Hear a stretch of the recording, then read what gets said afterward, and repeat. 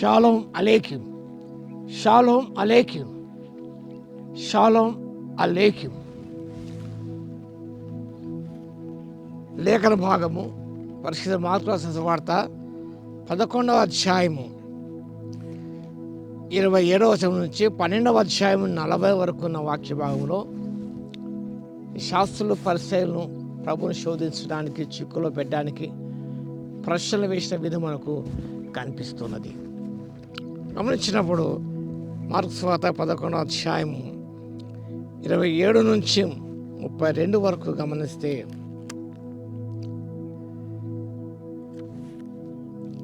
the authority of Jesus.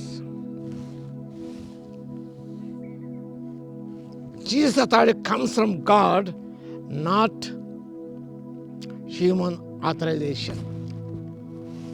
ఏ అధికారం చేత నువ్వు చేస్తున్నావని వారు ప్రశ్నించారు. ప్రభు మళ్ళీ వారిని ప్రశ్నించాడు.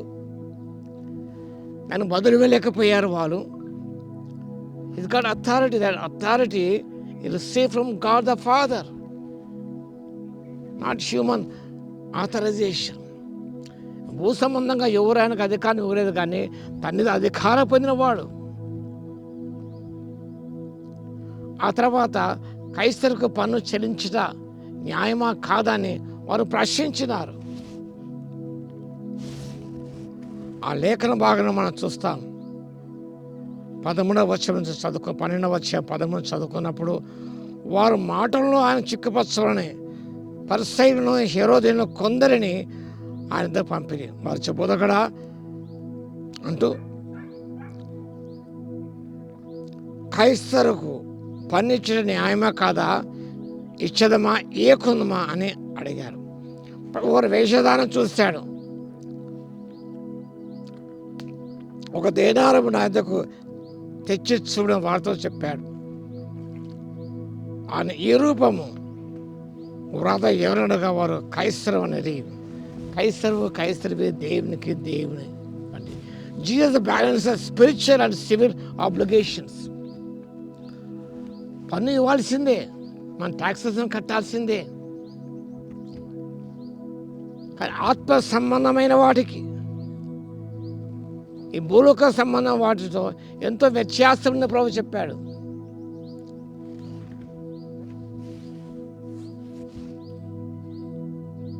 Teaching that one should give to the state what is its due, but ultimately oneself for God. ప్రభుత్వం చెందవలసింది, కైసరు చెందవలసి ఆయనకి ఇవ్వవలసిందే. The same to ultimately oneself to God. దేవుని తను తాను అర్పించుకోవాలి. ఆ తర్వాత గమనించినప్పుడు 12వ అధ్యాయము 18వ వచనం నుంచి 27 వరకు గమనించినప్పుడు అక్కడ పునరుద్ధానం గురించిన విషయాలు రాయబడి ఉన్నాయి. Jesus corrects the Sadducees. పునరుద్ధానం లేదని సద్దికులు నమ్ముతారు, పరిశీలన పునరుద్ధానం ఉన్నది నమ్ముతారు. మేము లేఖన పొరబడుతున్నానన్న ప్రభు ఉన్నాడు. God is the God of living, not the dead. God is the God of living, not the dead. ఆయన సజీవులకే దేవుడే ఉన్నాడు, మృతులుగా కాదనే విషయాన్ని ప్రభు ప్రస్తావించినాడు. అక్కడ పునరుద్ధానం ఉన్నదనే విషయాన్ని ప్రభు ప్రస్తావించాడు. అంత మాత్రమే కాకుండా ద గ్రేటెస్ట్ కమాండ్మెంట్ 12వ అధ్యాయం 25 నుంచి 28 నుంచి 34 గమనించినప్పుడు love for God. Deuteronomy chapter 6 verses 4 to 5. Love for neighbour. లేవియా కాండం 19వ అధ్యాయం 18 is more important than all commandments, all ceremonial sacrifices.